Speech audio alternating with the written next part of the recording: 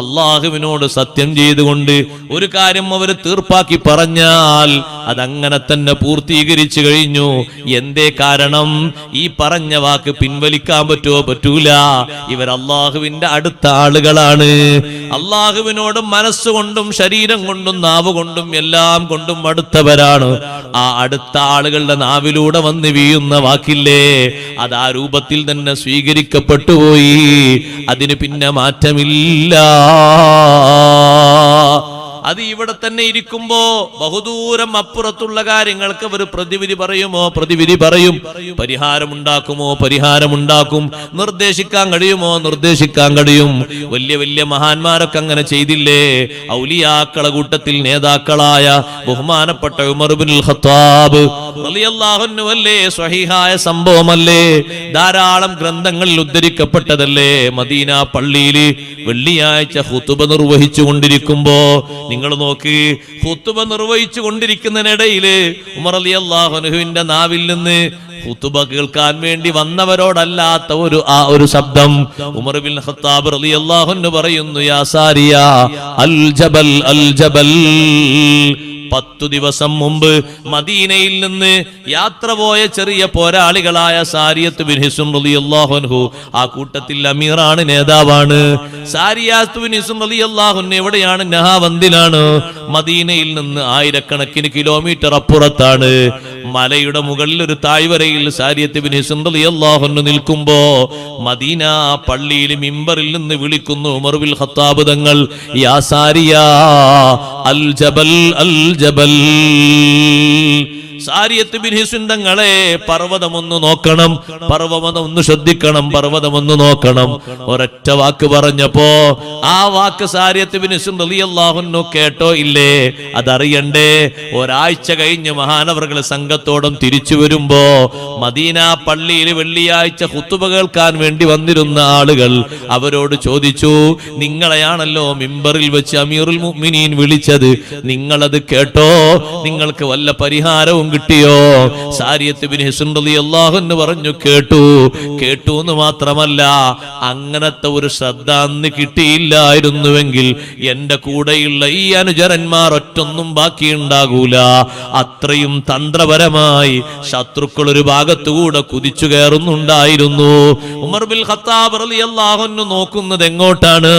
അതിനിടയിൽ മലകളില്ലേ, കുന്നുകളില്ലേ, മരങ്ങളില്ലേ, കെട്ടിടങ്ങളില്ലേ, മദീന പള്ളി തന്നെ മറയല്ലേ.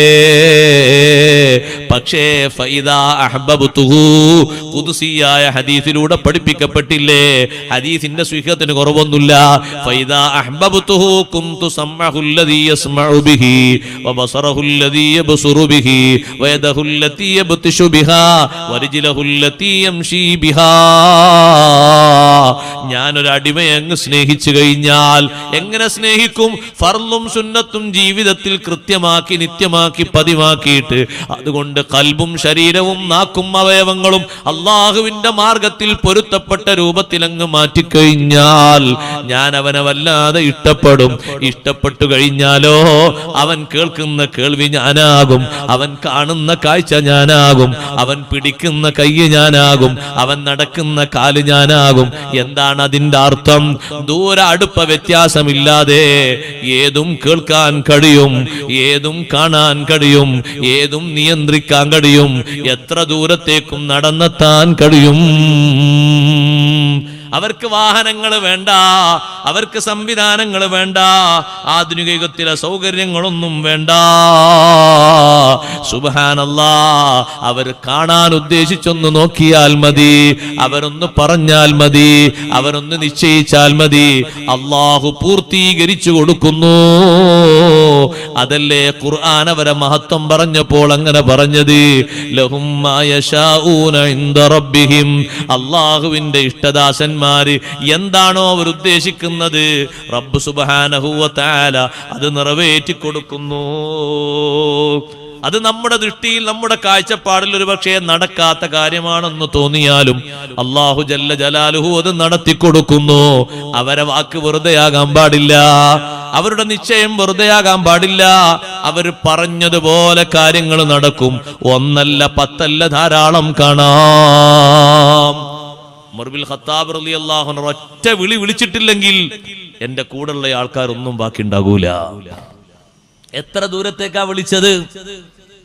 എത്ര ദൂരത്തേക്ക് വിളിച്ച വിളിയാണ്? മദീന പള്ളിയുടെ മിമ്പറിൽ ഖുത്ബോദിന്റെ ഇടയിൽ നോട്ടം എങ്ങോട്ടാണ്? മുന്നിലുള്ള ആളുകളെ നോക്കുന്നതിനോടൊപ്പം മഹാനവറുകളുടെ നോട്ടം പോയത് എത്ര കിലോമീറ്റർ അപ്പുറത്തേക്കാണ്? മറകളൊന്നും തടസ്സമല്ല, ഒന്നും തടസ്സമല്ല. അള്ളാഹുവിന്റെ ഇഷ്ടദാസന്മാരായി മാറിയപ്പോൾ അവരുദ്ദേശിക്കുന്ന ഉദ്ദേശങ്ങൾ കേൾക്കേണ്ട രൂപത്തിൽ കേൾപ്പിക്കാൻ. നമ്മളൊക്കെ സൗകര്യങ്ങൾക്ക് അടിമപ്പെട്ട് ജീവിക്കുന്ന ആൾക്കാരല്ലേ? അത്രേ നമ്മളെ കൊണ്ട് കഴിയുള്ളൂ. അവർക്കുള്ള സൗകര്യങ്ങളും സംവിധാനങ്ങളൊക്കെ ഇതാണ്. ഏത്?